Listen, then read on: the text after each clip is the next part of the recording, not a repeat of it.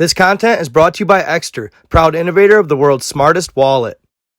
Sick of that bulky, worn-out wallet? Ready for something new and more practical? Then get rid of the dinosaur and get yourself Forbes magazine's favorite wallet, the Extra Smart Wallet. The Extra Smart Wallet is the wallet of the future with its sleek ergonomic design and innovative features. It's made of premium leather and it fits in almost any pocket. This minimizing wallet gets rid of the back-breaking bulge your old wallet is known for. With features like the aluminum card holder, you can carry up to 8 cards comfortably. The easy button gives you quick and effective access to any card you need at any time. It has a built-in RFID feature so nobody can steal your cards or your identity. And if you're like me and you happen to misplace your wallet from time to time, Extra offers a durable solar power tracking system so it stays charged, helping you find your wallet with no hassle. All you do is download an app, tie the tracking device to your phone, and you'll never have to worry about losing your wallet again. This gives you peace of mind knowing your wallet is just a touch of a button away. I've been using mine for almost 2 weeks now, and I don't know what I'd do without it. It's already saved me from losing my items twice. With Valentine's Day less than a week away, utilize the Valentine's Day bundle for you and your significant other. They'll absolutely love it, both guys and girls. And if the wallet isn't for you, check out their premium phone cases, laptop cases, and much more. But if you do, make sure you use my affiliate link in the description. Using this link can get you up to 30% discount upon checkout. What are you waiting for? The future is now. Go get the world's smartest wallet. This is the ancient prophecy of the 13 crystal skulls. It was the year 1926 when Anna Mitchell Hedges, daughter of British adventurer and author Frederick Mitchell Hedges, would make one of the most historical discoveries of all time. Anna, who was something of a real-life Lara Croft, was crawling through an ancient Mayan temple in Belize. With barely enough room for her to fit, Anna continued crawling through the small tunnel ravaged by age and the encroaching jungle.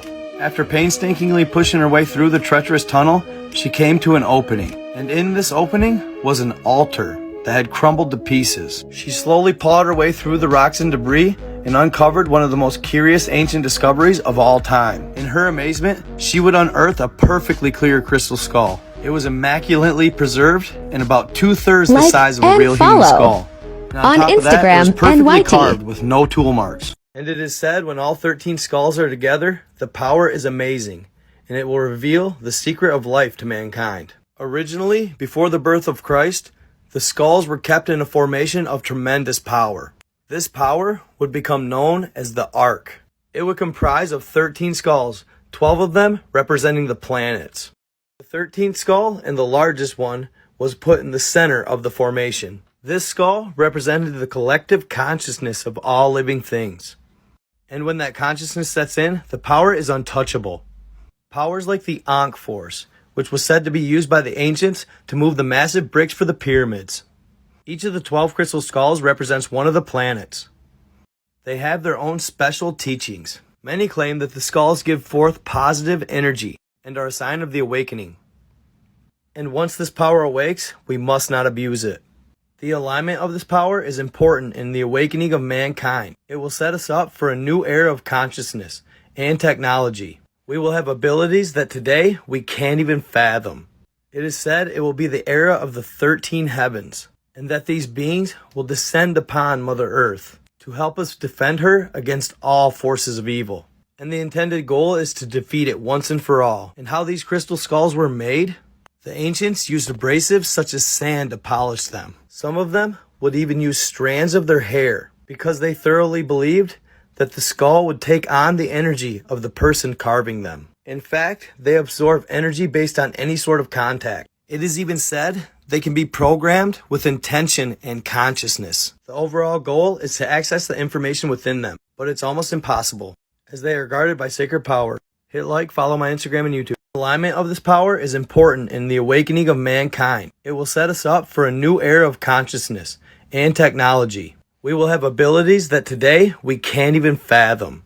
It is said it will be the era of the 13 heavens, and that these beings will descend upon Mother Earth to help us defend her against all forces of evil. And the intended goal is to defeat it once and for all. And how these crystal skulls were made?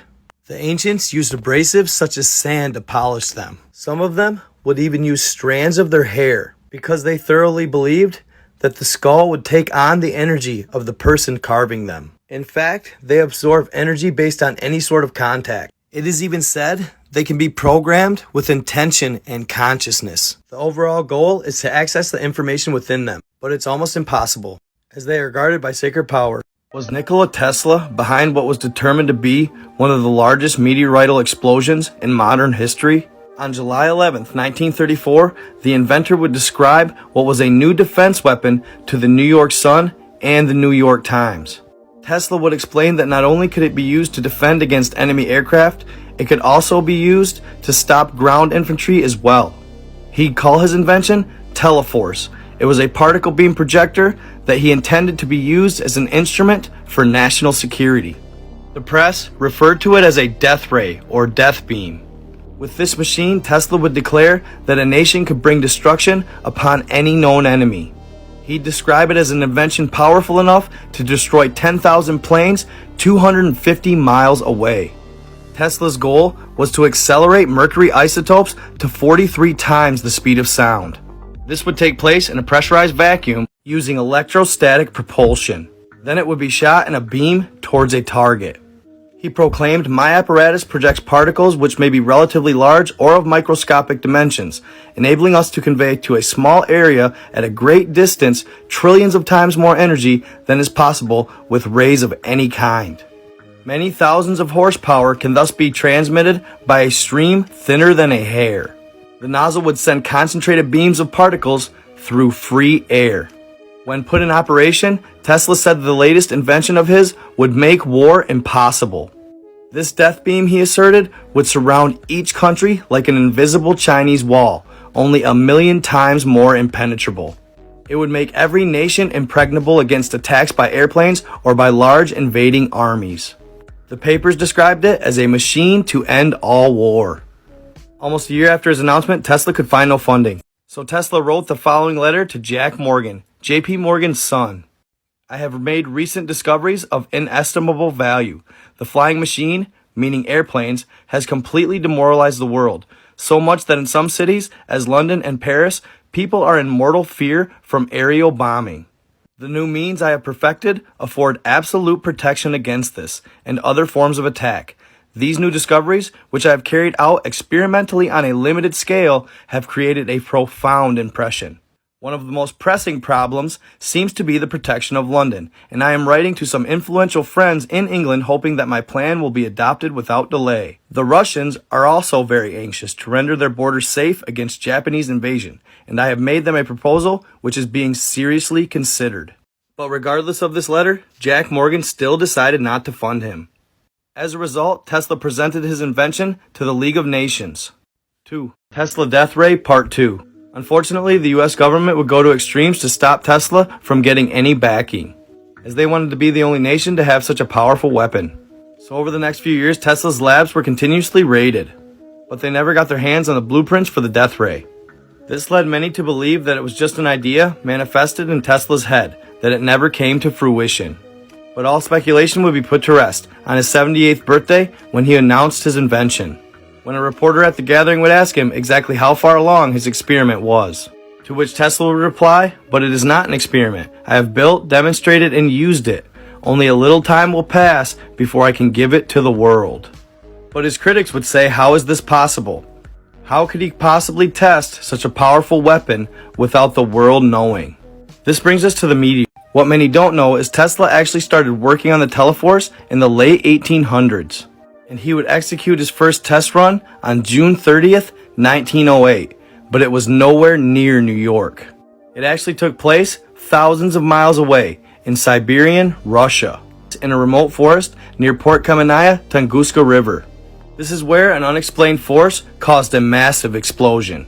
The said explosion flattened over 500,000 acres, or 2,000 square kilometers of forest. Russian scientists concluded that the explosion was the equivalent of 10 to 20 megatons of TNT, around 1,000 times more powerful than the atomic bomb dropped on Hiroshima. Witnesses reported seeing a blue beam almost as bright as the sun passing through the sky. They'd explained a bright flash and a loud explosion followed it. After a lengthy study, Russian scientists concluded that it was an asteroid impact. But how could an asteroid impact take place where there was virtually no crater? Due to this fact, they would decide it must have exploded above ground. What they didn't know, that there was another side to this story. Many scholars believe that Tesla built his death ray in Wardenclyffe on Long Island, and he would test this death ray in 1908. According to his calculations, he was supposed to hit somewhere in the Arctic, but he missed his destination, overshooting it by thousands of miles. Instead, his beam would make contact in the Siberian forest near the Tunguska River. After hearing about this event, Tesla was thankful that nobody was hurt, but he determined the weapon was too dangerous, so he dismantled it, eventually coming back to it. And still 100 years later, no trees. NASA astronaut Gordon Cooper's hidden treasure and a discovery from out of this world. The Mercury Atlas 9 Faith 7 spacecraft launched on May 5th, 1963. It would be the last crewed mission of NASA's Mercury program. The mission was a success, but they later found out that it was much more important than people thought. While busy at work one day, Leroy Gordon Cooper Jr. would glance down at Earth, looking specifically at the ocean. That's when he'd noticed something. An anomaly on the ocean floor. Perplexed, he would continue to ponder over what it was for the next few days, until it finally hit him. A shipwreck. He believed that they looked like old ships. You could see the tall masts and the shape of the boat pretty clearly. So the very next day, he began mapping them. And he would do so in secret, never telling a soul on board. After getting back from the mission, he started a decades-long process, possibly locating a shipwreck from out of this world. After years of mapping and locating the shipwrecks, Gordon was finally done. But unfortunately, he'd never have the chance to seek out the treasure himself. He would pass away suddenly from a heart attack in 2004. But not before giving professional treasure hunter Daryl Miklos his map. This would end up changing his life forever, as he would find that Cooper had actually mapped out hundreds of shipwrecks. And it wasn't long before major television network Discovery Channel would catch wind of what he was doing. They were intrigued. They wanted to start a show, and they did. In the first season, he would find a number of shipwrecks. Many of the ships had so much gold on them, you could literally see it spilling over the edge of the ship. It was also said that Gordon Cooper could see this from space. The first season was a hit, so naturally, they went for a second. But during the second season, he would locate something controversial, something that seemed from out of this world. After a long day of diving in the Caribbean, he'd find normal shipwrecks. Nothing really out of the ordinary, and he was about to call it quits for the night when finally, he spotted it. He wasn't very convinced at first, as he figured it was just another shipwreck like all of those around him. But as he swam closer and closer to the object, he realized just how complex it really was. Located in the Bermuda Triangle, the object had around 15 protrusions coming out of it. The said protrusions were jolting from the sides, and they went back as far as 300 feet. He would conclude that it definitely wasn't something man-made. He was filled with excitement as he figured he made one of the greatest discoveries of all time. So immediately after he got back home, he made it known to the world. And it wasn't long before many skeptics came out of the woodwork trying to discredit his discovery. He immediately began writing a script for an episode in the show centered around the object. But unfortunately, no more information has been released. And for some reason, the third season is on hold at the moment. Any guesses what it was? What up, y'all? Hope you enjoyed those videos. Check out the link in the description for the extra wallet and come back for more. Oh yeah, don't forget to like and subscribe.